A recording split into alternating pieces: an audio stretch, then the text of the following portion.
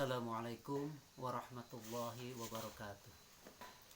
Alhamdulillahilladzi arsala rasulahu bil huda wa dinil haq liyudhhirahu 'ala dini kullihi wa kafa billahi syahida.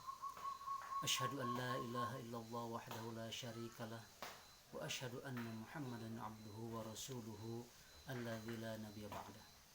Allahumma shalli wa sallim ala sayyidina Muhammad wa ala alihi wa sahbihi ajma'in, amma ba'du. Qala Allah Ta'ala fil Qur'anil Karim, a'udzu billahi minasyaitonir rajim. Bismillahirrahmanirrahim. Dzalikal kitabu la raiba fihi hudan lil muttaqin, al-ayah. Hadirin yang dimuliakan oleh Allah, pertama-tama dan paling utama, marilah kita panjatkan puji dan syukur kehadirat Allah karena atas berkat rahmat, taufik dan hidayahnya lah pada hari ini kita masih bisa melaksanakan ibadah saum di bulan Ramadan, di mana ibadah saum bulan ini merupakan ibadah saum yang sangat luar biasa. Kenapa saya katakan demikian? Karena kita beribadah saum di tengah wabah yang melanda dunia, khususnya di Indonesia. Kita dihadapkan kepada persoalan ibadah, seperti kita tidak bisa lagi sholat Jumat berjamaah. Kemudian kita tidak lagi bisa melaksanakan sholat tarawih secara berjamaah di masjid. Bahkan ada kemungkinan kalau wabah ini terus berlanjut, kita tidak akan bisa bersilaturahmi ke keluarga kita di kampung ataupun mudik. Itu merupakan hal yang luar biasa dan itu sangat menyedihkan bagi kita. Tetapi sebagai muslim, kita harus menyikapinya dengan penuh keimanan dan penuh kesabaran. Dalam Al-Quran Allah mengatakan, a'udzubillahi minasyaitonirrajim, bismillahirrahmanirrahim, wasta'inu bis-sabri was-salat fa innaha lakabiratun illa 'alal khashiyin. Jelas dalam surat itu Allah mengatakan bahwa hendaklah kita bersabar karena keduanya itu berat bagi kita. Hadirin yang dirahmati Allah, mudah-mudahan pada Idul Fitri nanti wabah ini cepat berlalu dan kita bisa bersilaturahmi dengan keluarga kita dan kita bisa bergembira untuk menyambut kemenangan nanti. Amin ya Allah ya Rabbal alamin. Hadirin yang dimuliakan Allah, pada hari ini saya akan menyampaikan sebuah materi, yaitu tentang kepribadian Qur'ani. Berbicara masalah kepribadian Qur'ani tidak lepas dari kepribadian seorang muslim. Karena apa? Karena Quran adalah pedoman yang dipegang oleh umat Islam. Seperti yang tadi saya sampaikan di depan dalam pembukaan dalam surat Al-Baqarah yang sangat familiar sekali. Dzalikal kitabu la raiba fihi hudan lil muttaqin. Bahwa Al-Quran ini adalah sebagai petunjuk bagi orang-orang yang bertakwa. Yang bertakwa ini adalah orang-orang yang mukmin, yang takut hanya kepada Allah. Hadirin yang dirahmati Allah, bagaimana kita mensikapi fenomena seperti ini? Rasulullah dalam sebuah hadis pernah menyampaikan, ajaban li amril mu'minin, sungguh menakjubkan perkara yang dihadapi oleh umat Islam. In asobathu syarran, apabila mereka ditimpa kebahagiaan, syukran maka dia bersyukur. Fakana khairullah, sebab itu adalah yang terbaik bagi dia. Wa in asobathu darran, apabila mereka ditimpa kesusahan ataupun kemadaratan, sabran maka mereka bersyukur. Rasulullah mengatakan seperti itu, bahwa mukmin yang luar biasa hebat itu adalah mukmin yang sabar. Mudah-mudahan kita senantiasa diberi kesabaran oleh Allah untuk menghadapi wabah ini. Hadirin yang dirahmati Allah, hari ini saya akan menyampaikan sebuah materi tentang kepribadian seorang muslim ataupun kepribadian Quran, di mana seseorang disebut sebagai orang yang memiliki kepribadian muslim ataupun kepribadian Quran. Yang pertama syaratnya yaitu taslim. Taslim itu artinya bahwa setiap muslim siap diatur oleh aturan Allah. Kita mungkin pada saat ini menghadapi fenomena bahwa Kadang-kadang muslim itu tidak mau diatur oleh Allah, terutama masalah urusan dunia. Kita sudah tidak lagi bisa memilah-milah mana yang halal, mana yang haram. Padahal Allah sudah jelas bahwa yang hak itu hak, yang batil itu batil, yang baik itu baik, yang tidak baik itu baik. Allah sudah memberikan Al-Quran sebagai petunjuk bagi kita. Tetapi kita kadang-kadang tidak siap untuk diatur oleh Allah, karena dianggap bahwa hal itu akan menghalangi kita untuk menggapai dunia. Hadirin, dalam sebuah hadis Rasulullah pernah mengatakan, ini sebagai acuan bagi kita bahwa kita hidup harus siap untuk diatur oleh Allah. Rasulullah mengatakan, man qala raditu billahi robba wa bil islami dina wa bi muhammadin nabiyya wa rasulah wajaba yadkhuluna jannah. Barang siapa yang mengatakan bahwa aku ridho diatur oleh Allah, aku ridho Tuhan sebagai Tuhanku, Allah sebagai Tuhanku, dan Islam sebagai agamaku, Muhammad sebagai nabiku, maka kata Nabi wajib dia untuk masuk surga. Itulah sebenarnya tujuan akhir kita. Dunia ini hanya sementara. Esok lusa kita mungkin akan dipanggil oleh Allah. Apa yang sudah kita persiapkan untuk menghadapi hal tersebut?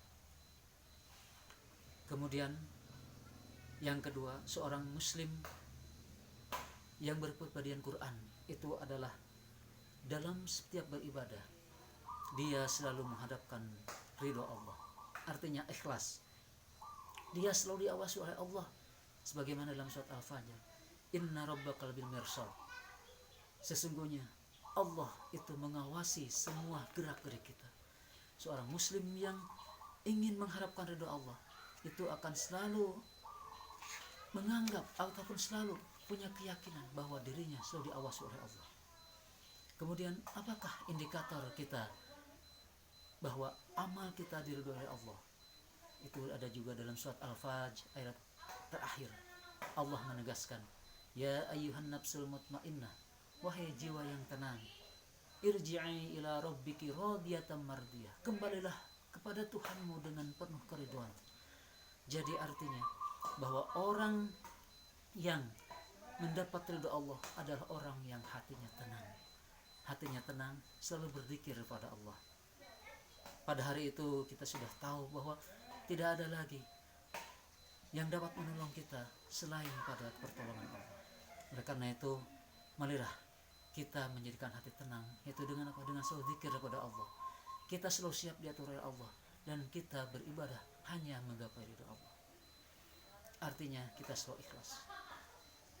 Kemudian yang ketiga, yaitu orang yang berkepribadian Al-Quran adalah orang yang selalu takut kepada Allah, atau khasyatullah, orang yang takut kepada Allah. Dalam sebuah ayat Al-Quran, Allah pernah mengatakan, innama yakhsyallahu ulama. Sesungguhnya orang yang takut kepada Allah itu adalah ulama. Artinya apa? Ulama itu belum tentu orang yang pandai ilmunya ataupun yang tinggi ilmunya, tetapi ulama di sini adalah orang yang takut kepada Allah. Kita lihat sahabat-sahabat Nabi, kemudian juga para tabi'in yang soleh-solehah, kita bisa melihat mereka sangat takut kepada Allah. Ada yang mungkin misalnya kita kenal dengan Imam Ghazali, kemudian juga untuk wanitanya kita kenal Rabi'atul Adawiyah, bagaimana mereka cinta dan takut kepada Allah. Orang yang takut kepada Allah berarti dia sudah bermain api cinta dengan Allah. Itulah seorang muslim yang sejati, yaitu mereka selalu takut kepada Allah. Yang terakhir, karena mungkin waktu, yaitu orang yang berkepribadian Quran adalah selalu memberikan manfaat kepada orang lain. Nabi pernah menyampaikan dalam sebuah hadis, khairun nas anfa'uhum linnas. Sebaik-baiknya manusia adalah mereka yang bisa bermanfaat bagi orang lain. Kita tidak bisa hidup di dunia ini sendirian, karena sebenarnya hakikat manusia adalah sendiri, tetapi manusia tidak sendiri. Oleh karena itu, janganlah menyendiri, karena hidup kita bukan untuk diri sendiri. Selalu ingat, amal kita kembali kepada diri kita sendiri. manusia yang sebenarnya. Oleh karena itu kita harus ingat kepada filosofi jari, yaitu jempol, telunjuk, jari tengah, jari manis dan kelingking. Mereka punya fungsi masing-masing. Ini filosofis. Jempol itu diibaratkan sebagai pejabat. Artinya pejabat itu punya kekuatan, punya polisi ataupun kebijakan. Kemudian telunjuk itu diibaratkan sebagai orang kaya, yaitu dia membantu orang yang miskin, membantu pemerintah juga dalam menggapai ataupun menyampaikan program-programnya. Kemudian jari tengah ini adalah ulama. Ulama harus menjadi penengah, baik itu bagi pejabat, baik itu bagi orang kaya. Kemudian jari manis itu diibaratkan sebagai pemuda, sebagai harapan bangsa. Kita bisa lihat kenapa jari manis diibaratkan sebagai pemuda atau filosofisnya pemuda. Ketika kita misalnya menikah ataupun kebiasaan dalam kehidupan kita, kita selalu menyematkan cincin itu di jari manis, bukan di jari telunjuk ataupun bahkan mungkin di jari jempol. Karena pemuda itu harapan bangsa, mereka adalah orang-orang yang manis yang menjadi harapan nanti bangsa ini ke depan. Kemudian yang kelima adalah kelingking. Kelingking ini diibaratkan perempuan. Kalau semuanya berfungsi dengan baik dan sesuai dengan proporsinya, maka dunia ini akan aman. Kita lihat kalau misalnya ketika kita kecil, ketika kita main jari misalnya, ya, kita bisa melihat bahwa kelingking ini walaupun kecil tapi berkuasa. Jempol itu bisa kalah oleh kelingking, tetapi kelingking bisa dikalahkan oleh telunjuk. Artinya apa? Pejabat itu harus berhati-hati. Kadang-kadang pejabat terjerumus oleh wanita. Kemudian wanita pun itu kalah oleh telunjuk ataupun oleh orang kaya. Karena kelemahan wanita itu ada pada matanya dan kelemahan laki-laki ada pada telinganya. Demikianlah mungkin pemaparan kultum secara singkat ini karena mungkin waktu terbatas, dan juga hari ini mungkin sebentar lagi kita akan berbuka puasa. Mudah-mudahan apa yang bisa saya sampaikan hari ini bermanfaat bagi kita semua, walaupun dalam keadaan yang sangat menyedihkan melihat kondisi keadaan kita pada masa-masa sekarang ini. Mudah-mudahan kita berdoa kepada Allah agar wabah taun ini segera berakhir dan kita bisa menikmati indahnya beridul fitri bersama keluarga di kampung kita. Kita bisa mudik, kita bisa beristirahatulrahmi dengan keluarga kita. Kita bisa sungkem kepada orang tua kita. Mudah-mudahan Allah senantiasa memberikan perlindungan kepada kita semua. Akhirul kalam, saya ucapkan terima kasih atas perhatiannya. Wabillahi taufiq wal hidayah. Assalamualaikum warahmatullahi wabarakatuh.